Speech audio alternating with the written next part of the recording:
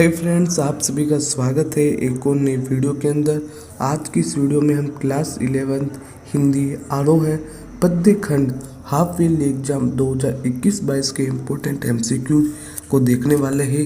इससे पहले की वीडियो में हमने गद्य खंड के इम्पोर्टेंट एमसीक्यू यानी ऑब्जेक्टिव क्वेश्चन देख ली है। अगर आपने वो वीडियो नहीं देखी है तो उसकी लिंक आपको डिस्क्रिप्शन बॉक्स में मिल जाएगी, आप उस वीडियो को ज़रूर देखें। तो सबसे पहले आपके हाफ ईयरली एग्जाम के अंदर पहला चैप्टर आने वाला है और उसका नाम है कबीर। तो हम इसके इम्पोर्टेंट एमसीक्यू देखेंगे। तो सबसे पहला क्वेश्चन है आपके लिए कि कबीर को वाणी का डिटेक्टर किसने कहा है। तो इस क्वेश्चन का राइट आंसर होगा आपके ऑप्शन नंबर बी, आचार्य हजारी प्रसाद द्विवेदी ने कबीर दास को वाणी का डिटेक्टर कहा है। दूसरा क्वेश्चन है कि कबीर की भाषा है। तो इस क्वेश्चन का राइट आंसर होगा आपके ऑप्शन नंबर डी, सद्दुकड़ी।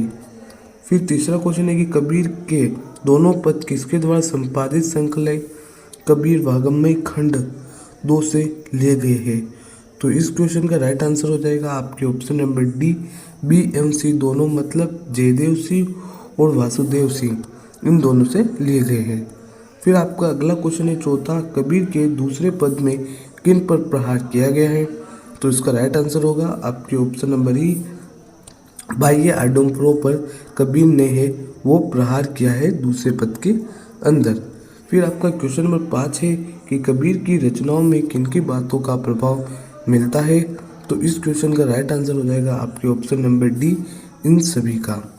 छठा क्वेश्चन है कि कबीर के अनुसार ईश्वर की प्राप्ति कैसे संभव है। तो इस क्वेश्चन का राइट आंसर हो जाएगा आपके ऑप्शन नंबर है सहज भक्ति द्वारा। 7 अज्ञानी गुरुओं की शरण में जाने पर शिष्यों की क्या गति होती है। तो इस क्वेश्चन का राइट आंसर हो जाएगा आपके ऑप्शन नंबर सी, अंत समय में पछताना पड़ता है। क्वेश्चन नंबर 8 है कबीर का जन्म कब हुआ था। तो इस क्वेश्चन का राइट आंसर हो जाएगा आपके ऑप्शन नंबर डी, 1398। नवा क्वेश्चन है कबीर हिंदी साहित्य के भक्ति काल की किस धारा के प्रतिनिधि कवि थे। तो इस क्वेश्चन का राइट आंसर हो जाएगा आपके ऑप्शन नंबर सी, ज्ञानाश्रय। क्वेश्चन नंबर 10 है कबीर के दोनों पद उनकी रचना बीजक के किस खंड से उद्धृत है। तो इस क्वेश्चन का राइट आंसर हो जाएगा आपके ऑप्शन नंबर बी, शब्द। 11वां है पीपर पाथर पूजने लागे तीर्थ गर्भ भुलाना भक्ति में कौन सा अलंकार है। तो इस क्वेश्चन का राइट आंसर हो जाएगा आपके ऑप्शन नंबर डी, अनुप्रास अलंकार।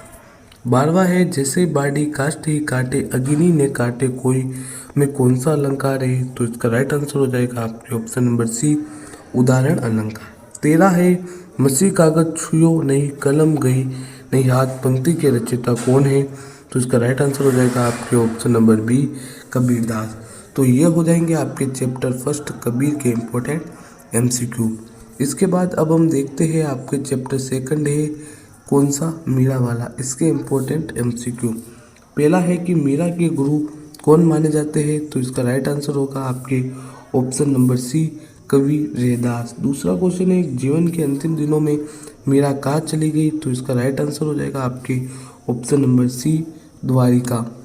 फिर आपका तीसरा क्वेश्चन है कि मीरा के पद 1 में प्रेम बेली में कौन सा अलंकार है। तो इस क्वेश्चन का राइट आंसर हो जाएगा आपके ऑप्शन नंबर है रूपक अलंकार। चौथा है तारो अब मोही में तारो शब्द का अर्थ है। तो इस क्वेश्चन का राइट आंसर हो जाएगा आपके ऑप्शन नंबर सी, उद्धार करना। 5वां है मीराबाई ने अपना पति किसे स्वीकार किया है। तो इसका राइट आंसर हो जाएगा आपके ऑप्शन नंबर बी, कृष्ण। 6वां है मीरा भक्ति काल की किस धारा की कवयित्री थी। तो इस क्वेश्चन का राइट आंसर हो जाएगा आपके ऑप्शन नंबर ए, सगुण धारा। प्रश्न संख्या 7 मीरा के काव्य की भाषा मुख्यतः है। तो उसका राइट आंसर हो जाएगा आपके ऑप्शन नंबर बी, राजस्थानी। प्रश्न संख्या 8 मीरा कृष्ण को क्या मानती थी। तो इस क्वेश्चन का राइट आंसर हो जाएगा आपके ऑप्शन नंबर सी, ए और बी दोनों। प्रश्न संख्या 9 विष का प्याला राणा भेजा पीवत मिरासी में कौन सा अलंकार है। तो इस क्वेश्चन का राइट आंसर हो जाएगा आपके ऑप्शन नंबर बी, विरोधाभास। 10 है मीरा की कविता में किसकी गंभीरता की अभिव्यंजना है। तो इस क्वेश्चन का राइट आंसर हो जाएगा आपके ऑप्शन नंबर बी, प्रेम की। तो ये हो जाएंगे आपके चैप्टर सेकंड मीरा के इम्पोर्टेंट एमसीक्यू। फिर अब हम देखते हैं आपके चैप्टर थर्ड है राम नरेश त्रिपाठी प्रतीक उसके इम्पोर्टेंट एमसीक्यू। पहला है प्रतीक शीर्षक कविता किस सर्ग से ली गई है, तो इसका राइट आंसर हो जाएगा आपके ऑप्शन नंबर ए पहला सर्ग। दूसरा है प्रतीक किसी साधु जन से संदेश ग्रहण करके किसका व्रत लेता है, तो इस क्वेश्चन का राइट आंसर हो जाएगा आपके ऑप्शन नंबर डी देश सेवा का।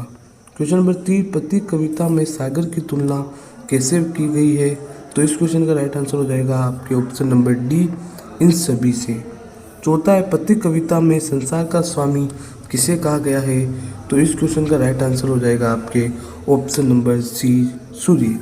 पांचवा है प्रतीक कविता में कवि अपने प्रिया को क्या पढ़ने हेतु कहता है, तो इस क्वेश्चन का राइट आंसर हो जाएगा आपके ऑप्शन नंबर जो चौथा क्वेश्चन है पांचवा क्वेश्चन है उसका राइट आंसर होगा आपके ऑप्शन नंबर सी विश्व को मोहित करने वाली कहानी।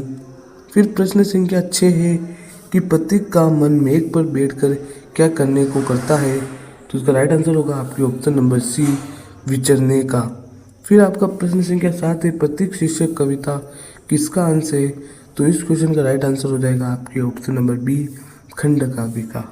आठवां है प्रतीक किसके सौंदर्य पर मुक्त होकर वही बसना चाहता है, तो इसका राइट आंसर होगा आपके ऑप्शन नंबर सी प्रकृति।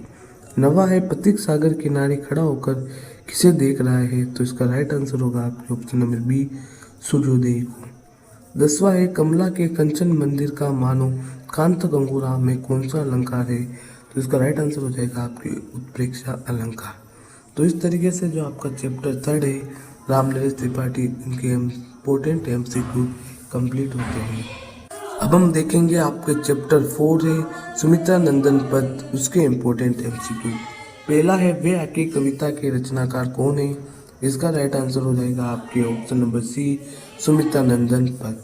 दूसरा क्वेश्चन है वे आके में कौन ने किसकी विरोधाभासी उदाहरणों पर करारा प्रहार किया है, तो इसका राइट आंसर हो जाएगा आपके ऑप्शन नंबर सी विकास की। फिर आपका क्वेश्चन नंबर 3 है कि किसान की आंखों का तारा जवानी में ही किससे मारा गया, तो इसका राइट आंसर हो जाएगा आपके ऑप्शन नंबर बी कारकुनों की लाठी से। क्वेश्चन नंबर 4 वे आके में कवि ने किसकी पीड़ा और शोषण को रेखांकित किया है, तो इस क्वेश्चन का राइट आंसर हो जाएगा आपके ऑप्शन नंबर बी किसान की। प्रश्न संख्या 5 है हंसती थी उसके जीवन की हरियाली में कौन सा अलंकार है, तो इसका राइट आंसर हो जाएगा आपके ऑप्शन नंबर बी रूपक अलंकार। फिर क्वेश्चन नंबर 6 है कि कवि ने किसान की आंखों की तुलना किससे की है, तो इस क्वेश्चन का राइट आंसर हो जाएगा आपके ऑप्शन नंबर है अंधेरी गुफा। फिर आपका प्रश्न संख्या 7 है कवि किस को छायावाद की कवियत्री में स्थान दिया जाता है, तो इसका राइट आंसर हो जाएगा आपके ऑप्शन नंबर बी सुमित्रा नंदन पद। 8 है वे आगे कविता पंत जी के किस दौर की कविता है, तो इसका राइट आंसर होगा आपके ऑप्शन नंबर है प्रगतिशील। 9वां वे आगे कविता में किसान की आंखें किसके समान बताई गई है, तो इसका राइट आंसर होगा आपके ऑप्शन नंबर सी अंधकार की गुहा के। 10वां है किसान की धरनी यानी पत्नी किसके अभाव में मर गई, इसका राइट आंसर होगा आपके ऑप्शन नंबर सी दवा के। 11 संसार का सदृश वे किसका इस पंक्ति में कौन सा अलंकार है, तो इस क्वेश्चन का राइट आंसर हो जाएगा आपके ऑप्शन नंबर बी उपमा अलंकार। 12 है वे आगे कविता में किसकी बर्तों की जोड़ी कुर्क होती है, तो इस क्वेश्चन का राइट आंसर हो जाएगा आपके ऑप्शन नंबर बी किसान। तो इस तरीके से आपके हाफ ईयरली एग्जाम के अंदर पद्य खंड से सिर्फ 4 अध्याय ही पूछे जाएंगे और इन चारों अध्याय के इम्पोर्टेंट एमसीक्यू हमने देख ली है। आई होप आपको ये वीडियो पसंद आई होगी। अगर वीडियो पसंद आई है तो इस वीडियो को लाइक शेयर एंड चैनल को सब्सक्राइब जरूर करें।